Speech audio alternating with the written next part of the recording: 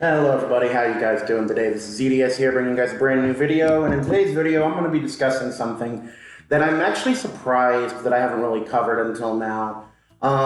Okay, so for the last couple of weeks, I have been hearing a lot of rumors, murmurs, and outright statements by Nintendo and GameFreak about the upcoming games Pokemon Sword and Pokemon Shield. Most notably, the fact that the head producers have decided for their reasoning that they are not going to be including the ability to transfer every single Pokemon from Pokebank from the Generation 7 and prior games all the way to Generation 8. Only instead electing to be able to allow you to transfer specific Pokemon that, quote, fit the aesthetic, I guess, of the Galar region. And many YouTubers, Poketips official has been talking about this quite a lot. I've seen some other two Poketubers like Rant kind of address this stuff on Twitter and whatnot in regards to them potentially cutting maybe more than half of the entire national dex. And on top of that, they have also stated openly that this is going to be the continuous trend as we go down along the line of generations. Now, of the videos that I've seen, the first thing I'm going to do is I'm going to complain a little bit because obviously, as a massive Pokemon fan, I've been a fan for almost 20 years. I'm not happy about this. I am really pissed about this because this is fucking ridiculous. There is no justifiable reason for them to seriously cut out any of the Pokemon from the prior generations. This is the first time they've ever even considered about doing that, and I don't give a damn what their reasoning is. They need, and I quote, they need to put all of their staff, all of their time, and all of their effort into the main series game because the main series games are the ones that make them the most money.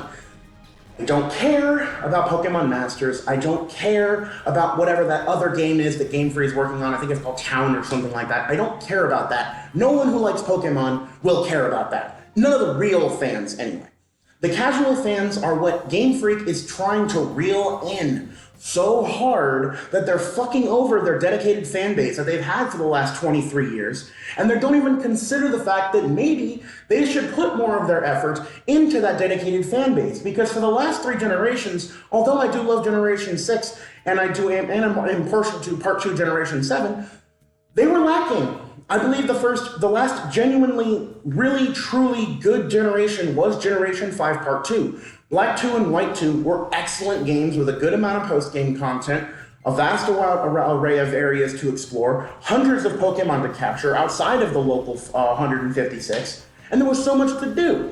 Let alone then you have X and Y. I believe X and Y personally, I believe I've said this on the previous video, but I believe that X and Y were basically a trial run for Nintendo and GameFreak to see if they could run a 3D-ish Pokemon game on a handheld, because they'd never done it before. They had 3D sort of aspects in the polygonal 3D graphics of the Nintendo DS when it came to Generation 4 and 5, but for the most part, 3D was kind of out of their league for Pokemon, with the exception of Pokemon XD Ghost Darkness, Coliseum, the Stadium games, and Battle Revolution, if we're talking about the battle format games only. Now here's the thing. 3 of those games, XD and Coliseum and Battle Revolution, were all created by the same company known as Genius Sonority. Now, if you guys have been on this channel for any amount of time, you guys know that I absolutely adore Pokemon XD Darkness. It is my favorite game of all time. Go back to it anytime, replay it anytime that I want. I love the game. It doesn't matter about the story, I don't care. I just love the gameplay, I love the design, I love the expressive Pokemon, I love the expressive characters. But if you look at the current animations for the Pokemon series, dating all the way back to Pokemon X and Y, and again, some other YouTubers have already pointed this out multiple times, and I will leave the links to the videos that I'm going to probably be referencing over the course of this video in the description down below. But basically saying that they are being extremely lazy when it comes to the character animations in the Pokemon games. They are not optimizing for the graphics, they are not optimizing for the animations of the Pokemon themselves, and all they did was for their new feature was make giant Pokemon. What point is there to giant Pokemon? You could argue, of course, in Generation 6, what's the point of Mega Evolutions? What's the point of giving the 2 most popular fully evolved Pokemon, Charizard and Mewtwo, 2 Mega Evolutions? And I will agree with you on that and said that's kind of pretty stupid. But you cannot seriously look at me and say that there is a point to Pokemon. There is not. Because It's just a stupid gimmick, even more so than the Z-moves, even more so than the 8 Mega Evolutions, because at least the Mega Evolutions were something different, because I know as a kid myself, I always thought about Pokemon going beyond a second stage evolution. I created in my fucking 5th grade year of schooling a Pokemon that I called Characo, which was a 3-headed variant of Charizard. That was the evolved form of Charizard. It was like blue and black. It kind of looked like Charizard, Mega Charizard X does, and it was 3 heads, mind you, but that was kind of like my idea. Everyone wanted, at least that I knew of, that loved Pokemon, wanted to see the evolution of Pokemon go beyond the stereotypical just 1, 2, and 3, or baby, basic, and stage 1, what have you. So when they introduced Mega Evolution, that gave a lot of fans, including myself, sort of an ability to live out that dream of being able to push a Pokemon to its absolute maximum power. But after Generation 6, they completely removed Mega Evolutions. In the original Generation 7, only you could obtain the Pokemon Evolutions, like a few of the Mega Stones, and the other Mega Stones were given out during events. What the fuck is that about? And then they introduced Z-moves, which I admit, I didn't like at first at all, because I thought they were just a really lame substitute for the Mega Stones.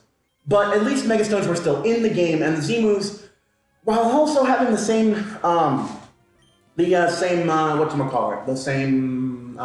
battle requirement or restriction or what have you, as the Mega Stones, being that you can only use 1 per battle, they were at least something different. But these Dynamax evolutions, these Dynamax forms, they're not even evolutions, they're just essentially using a growth ray on a Pokemon. It's like instead of Honey, I shrunk the Pokemon, it's Honey, I grew the Pokemon. It doesn't make any goddamn sense.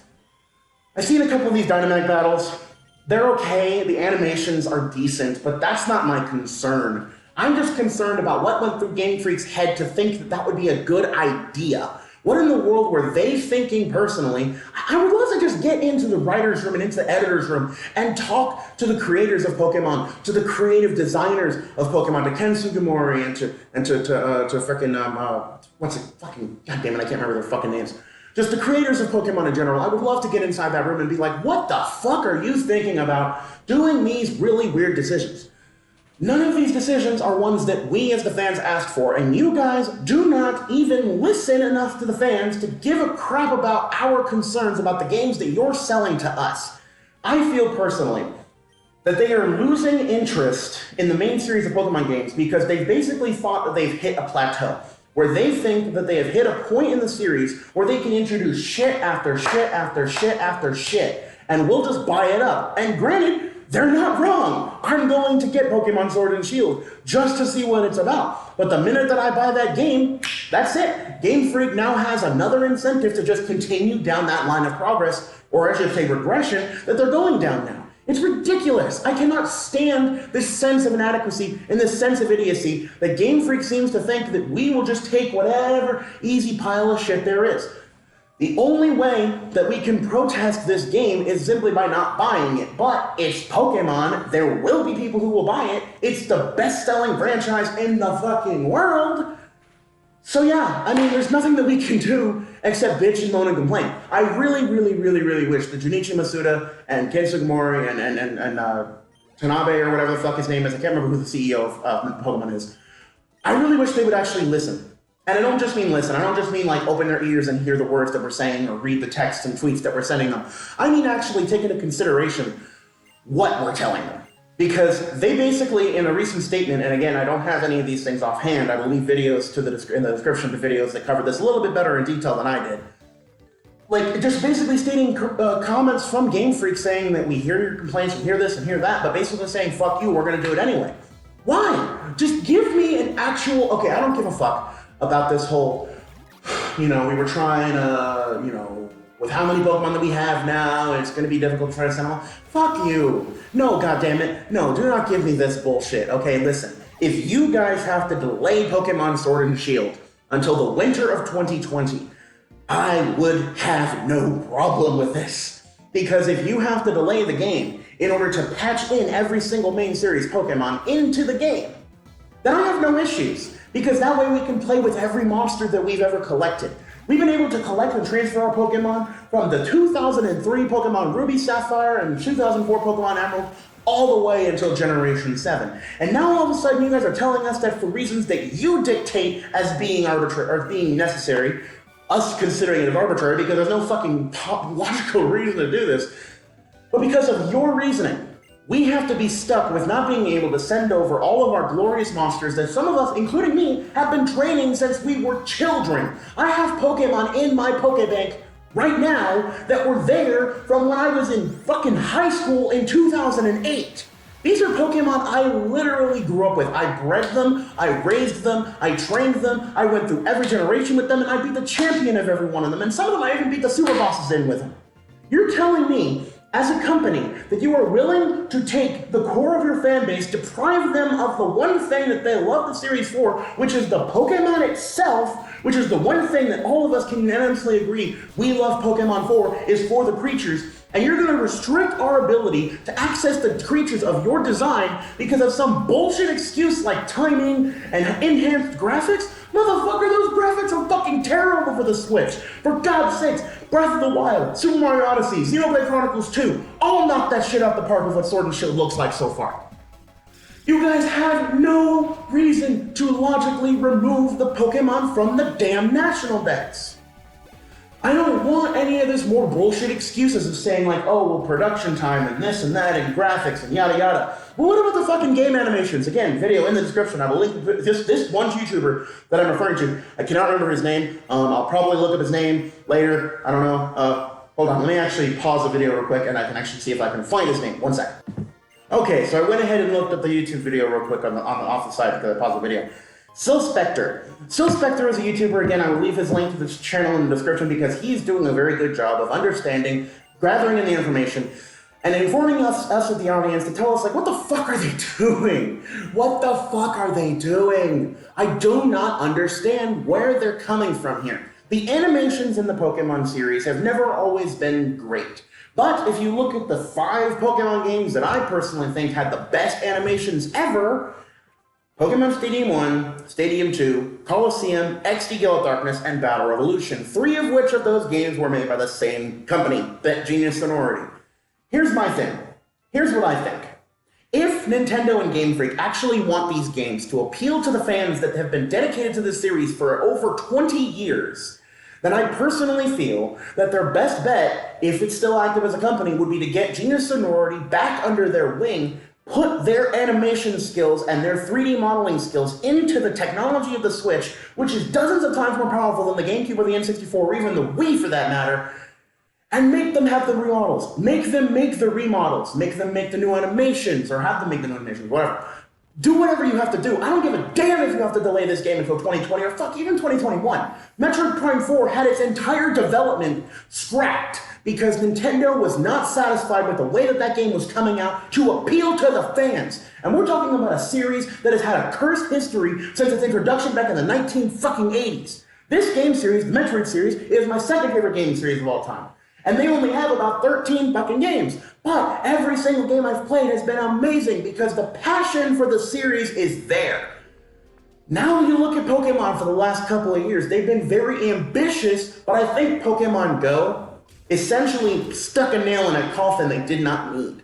It put them into the mobile game market far too heavily for them to give a damn about their multi-billion dollar fucking handheld gaming console. Why invent the Switch in the first place if you're just gonna invest a lot of resources into the fucking mobile app game in the first place anyway? Pokemon Masters is just gonna be like another fucking phone app game with fucking microtransactions. I do not like, that is a fucking rant for another day, but I do not like microtransactions because all it does is that it makes people who have a shit ton of expendable money to be able to become better and stronger and more impressive and more able to complete a game than anybody else in the fucking world because they don't have the money to throw hundreds of dollars at this random app game that they happen to enjoy. I would rather it be this, and this is kind of the thought that I'm going to leave you guys off with because I'm already pushing 15 minutes here. Also, whatever the footage is, I apologize, it's just kind of sporadic footage, whatever. But anyway, this is the note that I'm going to leave you guys with. Very simply. Pokemon, if they don't want to introduce all of the animations at once, and they still want to release Pokemon Sword and Shield by winter this year, fine. But if you're going to do that, then when you're done with the production of the game and you have more resources to put towards the development of patches and updates like you've been doing for all your other Switch titles, then create updates and patches that, okay, fine. I am totally fine if they say like 500 of the Pokemon are in the game and the other 900 or whatever are not. Or sorry, 400 or whatever are not. At least in the first part of the game. If we get to the Elite Four and the champion, make it like Black and White 2. Make it like Black and White 2. I have no, or Black and White 1 really, but only with past generation Pokemon. Make it like that. I have no problem with that. Because at that point, then by the post-game, we can then acquire those Pokemon through DLC. I don't care. I'm willing to spend another $30 on this game if it means that I can spend my time with all my past Pokemon that I've been training for the last 15 fucking years. Give me that opportunity. Give me the opportunity to have a Shadow Lugia with Psycho Boost, purified from Exceed Darkness, rampaging through the Galar region. Give me the chance of having Moltres, Zapdos, and Articuno with extra sensory from Exceed Darkness, rampaging through the Elite Four in the Galar region. Give me the chance to have my very first ever Gardevoir. My favorite Pokemon, my very first ever Gardevoir that I raised and trained from an egg in Generation 4. Give me the chance to use that in the Pokemon Generation 8. Give me the chance to use these Pokemon that I have spent years of my life creating, instead of limiting the selection to where you think, as a company, that you think your bottom line, which is what you guys are really focused on, needs to be met so that you can basically give us a half-hearted fucking product and push us, essentially, into the fucking mobile market. Some of us, like myself, I don't use my phone for mobile gaming. I use my phone for internet browsing and using it as a fucking phone. Not everyone uses their phone for a gaming system. You have a perfectly functional gaming system right here. I have one right in front of me in my living room. Use it, goddammit, and utilize the resources that it contains. It is a powerful system. It is the most powerful system you've ever created. And you're telling me that these really crappy animations that you're literally just fishing and transferring down the generational line that you made in 2013 down into Pokemon Sword and Shield, you want to tell me that those animations are good enough? No, they're not. No, they are not. They were good enough for a handheld because it was limited power and limited space. You are working with a console that is stronger than your last console, the Wii U, and over twice as strong as the fucking Switch, over the fucking Wii, which had Battle Revolution, which had amazing animations. GameFreak, if you listen to this, anybody listens to this, I don't care. If you guys want to have your fans stay on for Generation 8 and beyond, do this for us. Let us have our Pokemon that we've spent years of our childhood and our adult life training, raising, and loving. Don't cut us off because your bottom line is getting in the way of your creativity. But anyway, thank you guys for listening to this bit of a rant video. I do appreciate it. Leave your comments down in the comment section down below about your opinions about this whole topic. Again, I will leave the links to various videos and the channel. What was it? What is it? Silver Scope, something like that? Hold on, let me see. SilphSpectre. I will leave his channel in the description as well as a couple others that I have found that pertain to this. Spread the word as much as you can. Bring back the Nationaldex. I'm going to be tweeting that probably today. But anyway, guys, I've wasted about 20 minutes of your time, so I'm going to go ahead and go. Thank you guys so much for watching. If you guys like to support the channel, links to my Twitter and my Patreon will be in the description down below. Support me if you have the ability to. And until next time, this has been ZDS, making YouTube fun one video at a time, and I will check you guys in the next video.